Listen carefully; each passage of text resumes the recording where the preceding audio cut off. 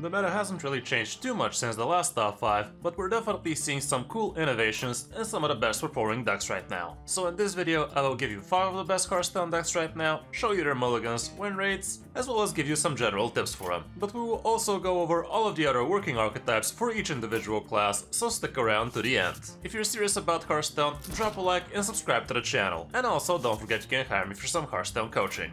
Before we get into the decks, I want to introduce you to today's video sponsor, which really doesn't need any introduction. Raid Shadow Legends. Raid Shadow Legends is a huge, globally known game, and it has more than 700 unique champions to choose from. You can play it both on PC and mobile for free, and the graphics look stunning on both. You can enjoy the game casually, or you can go hard and try to compete with the top players in the PvP arena. What I like about Raid Shadow Legends is it's a very enjoyable grinder, and there's also an auto fight function if you want to be playing it while you're doing something else, or you can be fully involved and choose your strategy against the harder levels. You can play PvE campaigns, or PvE dungeons, or the PvP arena, and so much more. The game also has deep lore, and you can explore it through Raid Call of the Arbiter, which is a new limited series which you can watch, so you know more about the characters and their backgrounds. Raid is also adding some of these champions from the series in the game, so you can actually play with them, which sounds pretty awesome. The first one is Artak, a mighty orc warlord. What's super cool is that Artak is gonna be available for free to everyone, and all you gotta do is log into the game for 7 days between now and July the 24th. So go ahead and check it out. If you want to help out me and the channel, download Raid Shadow Legends from my link in the description or scan my QR code. And make sure to finish the tutorial as well. You will also be receiving this cool in-game loot, so just hit my link, pass the tutorial, and I'll see you on the battlefield. Each accomplished tutorial helps me directly, so I can keep on giving you guys top quality meta reports and deck guides. Thank you in advance. Now let's check out the decks. You are not prepared! The first deck on the list is gonna have to be Hound Hunter, and this is actually a 40 variant of Hound Hunter, which is arguably doing even better than the 30 one. A few days ago, actually the best performing 40 deck for Hunter was running Mr. Mukla instead of Sir Finley, but we can definitely see merit to have Finley instead. Mukla was pretty nice on tempo, but it did indeed mess up the Selective Breeder a few times, as well as the 7 mana Faithful Companion. And also, with the help of Finley, you can actually throw back King Crush back into your deck, because in certain matchups that is indeed your key win condition, so you can pull out extra dudes with your Faithful Companion. And I can't stress enough how many times King Crush was actually getting top decked before turn 10 for Faithful Companion, and that really sucked. Even though it's a 40 deck, and you're probably not gonna get a very consistent Sir Finley to throw back King Crush back, it's still a good second layer to the deck. Other than that, we're also running the secret packaging here with the 2 costumed singers, a couple of hidden meanings, and a single copy of zombies. The cool thing about zombies is these are undeads, so they can also trigger off your Nerubian Vizier. And also the hidden meaning is very rarely mediocre, and you can expect some pretty good high rolls out of it as well. The other cool thing about hidden meaning is the minion actually gets summoned still while on the opponent's turn, so it's ready to go on turn 3 for you. So you basically summoned a ready to attack turn 2 free drop. And that can be that extra bit of damage you will be missing in the late game as well. We obviously have the Wild Seed package, Astler is a no-brainer, a couple of trinket trackers to fish out bananas, as well as 1 tracking so you have more consistent trackers. Kha'Zix in here, as well as Queen Asharo, which can also be super insane. And yeah, usually you do want to be tempoing out an extra Colossal out of this, and a lot of the times that's actually a Beast Colossal, so you will probably be summoning it back with your Stranglethorn Heart as well. But you could also consider taking the Ring, so you can actually repeat a spell. And the spell you do want to be repeating most of the time would be indeed the Stranglethorn Heart. So that would be an extra batch of King Crushes to dispatch to face. The weapon is still crazy good, Hollow Hound still heals you super well. Faithful Companion, you usually want to be using it on turn 10 for double King Crush, but it's also pretty good on turn 6 or 7 for a King Crush super early, or even just so you can live long with Hollow Hound on turn 7 if you haven't drawn it yet. Lor'themar is also insanely good because your King Crushes suddenly become 16-16, and that could even go up to 20-20 if you actually had hope of Kel'Thuzad already. And yeah, all around, the deck is just crazy good. Matchup wise, you really don't have that many bad ones, but Thaddeus Druid and Thaddeus Warlock are on the negative, as well as Enraged Warrior, which can take you out of nowhere. Unholy Death Knight is a little bit on the negative as well, but everything else is great. As for the mulligan, here's what it looks like going first, and Costume Singers are great, cause they thin out your deck. Hope of Kel'Thuzad still is brutally good, and the nerf didn't do anything to it. The Wild Spirit package is good as well, Trinket Tracker. Pazik on curve also can be great, and Queen Ashara is also pretty nice. Barrel of Monkeys can also be super good, the Musician as well, and also with the Musician, if you play Musician on 1 and follow up with your Barrel of Monkeys on 2, the Monkey will be a 2-5, which is kinda huge. As for when on the coin, here's what it looks like again, and here even Lorfamar becomes keepable. Hydralodon I wouldn't really think about keeping too much, as well as the Faithful Companion honestly. Vizier might be a bit better here, Pazik's still great, Costume Singer still draws you a good secret out of your deck, and even Star Power might make sense, especially if you expect to be losing the board. For other good Hunter decks, like you see, the 30 variant is also still doing fine, even though the sample size is a bit lower. Here's the variant with Mukla, which is just below the Finley variant as well. And yeah, we have quite a few different variations of Hound Hunter, including the ones with the Arcane package instead of the secrets. And there's also a pretty decent Face Hunter out there, which is also doing okay, but obviously Hound Hunter is doing better.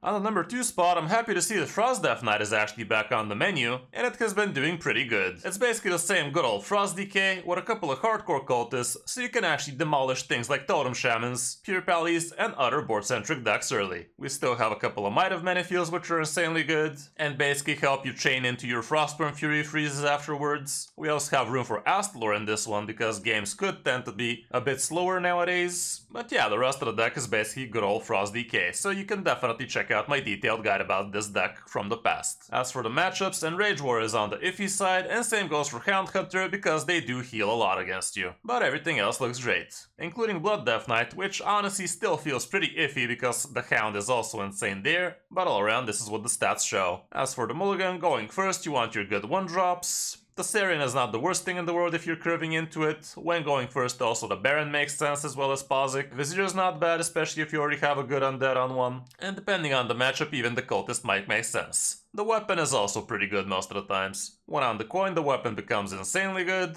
All of your 1-drops still great. Pazik as well. Astalor I wouldn't really keep ever. The Sarian also still great. Hardcore Cultist again, but the rest not so much, even though Frost Strike might make some sense against board-centric matchups. And on the next spot we also have Unholy Death Knight, and this variant is actually very interesting because it actually finds room for the Hollow Hounds. Unholy Death Knight has been doing very good after the mini set came out, and even though this variant does have a little bit of a small sample size, it is actually the best performing Unholy right now, so it definitely is worth checking out. The rest of the deck is standard Unholy, so no need to talk about that too much, but you are also running Magatha, and the only spells we're running in this one are a couple of Plague Strikes as well as a couple of Grave Strengths. With the Hound added in here, that definitely gives you that extra layer of survivability, as well as good AoE, so you can actually regain control of the board, especially if it's a board-centric matchup. For the matchups for this one, we don't have any stats just yet, but we can just see something a bit more popular. And as you can see, Outcast Demon Hunter might be a little bit on the lower end, as well as Blood Death Knight being your worst matchup. Control Priest is also 50-50. For the mulligan, I'm also gonna have to use the more populated list, and when going first, here's what it looks like, with Cockstrider and Necromancer being your best keeps. Arms Dealer and Bodybagger is still great. We're not running Torguide in this one, so ignore that. Plague Strike is also great even when going first. And if you already have a good curve, even Sylvanas might make sense, and same can be said for Magatha. If you already have a good 1-drop, also the Skeletal Sidekick could be good. And again, we're not running the Necrolite. If you already have a decent curve, even the Nerubian Swarm Guard might be a consideration, but it's a little bit tricky. As for when going on the coin, the situation is similar, but things like Magatha and Marrowgar become a lot more keepable. Your 1-drops are still great, Plague Strike becomes even better, but yeah, that's about it. For other good Death Knights right now, we also have an egg variant of Unholy Death Knight with, again, a pretty small sample size, but the win rate does look pretty good. And we can also see Blood Death Knight doing pretty well as well, even though the stats for it are not as amazing as the other two variants. On the number 4 spot, we also obviously are gonna have to include Totem Shaman because it has been doing very well. And the best performing variant is still the one with 2 Bloodlust and still Magatha in there as well, which is pretty scary to give the opponent Bloodlust like that, but it is definitely giving you a very good amount of card draw. This deck is running a grand total of 6 spells in here, so Magatha is definitely not as consistent, but Totem Shaman definitely is suffering from card draw, so Magatha definitely does help. We also have a couple of backstage bouncers which are super good to give on useless totems or tour guides. Famished Fool also helps you with the card draw. Rodgill is basically a mini Bloodlust and makes your board very sticky. We also have the Amalgam of the Deep, which could help you get an extra copy of things like Grand Totem or at least Anchored Totem, and both of those are pretty powerful. And yeah, all around the deck is pretty obvious. Matchup-wise, here's what the stats show, and Frost Death Knight and Unholy Death Knight will be the bane of you, but everything else looks good. Even though Hound Hunter, I really don't know how this stat is. This guy, like, the Hound literally murders this deck. For the mulligan when going first, the weapon's great, Grand Totem always great, Tour Guide as well, Stone Wraith, the Mistake is not bad, Magata if you already have the curve, and I do enjoy keeping Anchor Totem, Totemic Evidence and Schooling as well, but be careful what your hand is looking like. As for on the coin, it's pretty much the same thing. For some reason, Schooling becomes even less keepable when going second, but I really think it does help you get back on the board, especially when on second. But yeah, all around, this is what the stats show. For other good Shaman decks, we also have Evolve Shaman doing decently well, a bunch of variations of Totem Shaman with the weapon included as well, and we can also see Big Shaman at the bottom, with less than 50% win rate, but this deck can be very high rolly and annoying to lose to. And on the last spot, again we have Pure Paladin, which is remaining just as strong, and even though it got a grand total of 3 cards nerfed, it just can't be stopped. And it's still one of the most consistent decks for Legend. This is exactly the same variant we were playing before the nerfs, and it's still as strong as ever, so really no need to explain much about it. For the matchups right now, Outcast Demon Hunter would be one of your hardest counters, and Burn Mage and Unholy Death Knight might also be pretty bad. And I do believe Unholy Death Knight is actually a lot worse than a matchup, but this is what the stats show. For the mulligan, you want your good 1-drops, the Boogie Down, depending on the matchup, Matriarch Liadrin might also be great on curve. If you already have a good sticky minion, Hand of Adal is great, Curator is also still pretty brutal, the weapon's still pretty nice, the rest probably not so much though. As for on the coin, even things like Class Action Lawyer become a bit more keepable. If you already have a Divine Shield Soldier, let's say, you could also consider keeping 4 Kelta loss against certain matchups like, let's say, Druid or something. But yeah, it's the same thing. For other good Paladin decks, we also have a variant with a lot less sample size, which is also running Garden's Grace and things like Seal of Blood. There's also a variation with Order in the Court instead of Katori, which is doing okay, and the variant with Funkfin and Jitterbig is doing a lot worse, even though it's still pretty okay. So that's gonna be it for the top 5. Now let's see the classes we haven't mentioned in this video. Starting off with Demon Hunter, which is still doing absolutely great, and I could have included it again in this top 5, but I decided to give you some other variations. Anyway, right now you can't really go wrong with Relic DH. Outcast Demon Hunter is also very strong, even though you are gonna have to be very skilled with this to pull it off. Big Demon Hunter is also doing quite alright, even though it's not the powerhouse it used to be, and that's about it for the positive archetypes here. For Druid, Thaddeus Druid is the best performer right now. We also have Big Druid doing okay-ish, and that's the 2 archetypes for Druids. For mages, we have Burn Mage at the top with a very small sample size, Spooky Mage is also doing quite okay. Secret Mage is also out there right now, even though it's not as broken as it is in Wild, and Mech Mage is also scraping at the bottom, under 50%. Naga Mage, probably best to stay away from that. With Priests, Control Priest right now is the best performer, even though Undead Priest is also doing pretty well with a very good sample size. And those are the 2 notable archetypes for Priest right now. With Rogue, Secret Rogue is actually doing somewhat okay-ish, even though the sample size is not amazing. Miracle Rogue is just above 50% and you gotta be very good to actually pull wins with this one. And Weapon Rogue is not doing amazing. With Warlock, Thaddeus Warlock is at the top. And there's also an Imp variant Thaddeus Warlock as well, but both are not amazing with just about 52%. And with Warrior, Enrage Warrior is still the best performer, but also Menagerie Warrior is not doing bad at all. But Riff and Roll Warrior is still pretty bad. So that's gonna be it for this video, guys. Hope this helps you figure out what you want to be playing for the rest of the season, as well as in the new one. Don't forget to check out Raid Shadow Legends from my link in the description, and finish the tutorial if you would like to help out the channel. Thanks for watching, I'm Kris05, and I'll see you in my next video, or stream.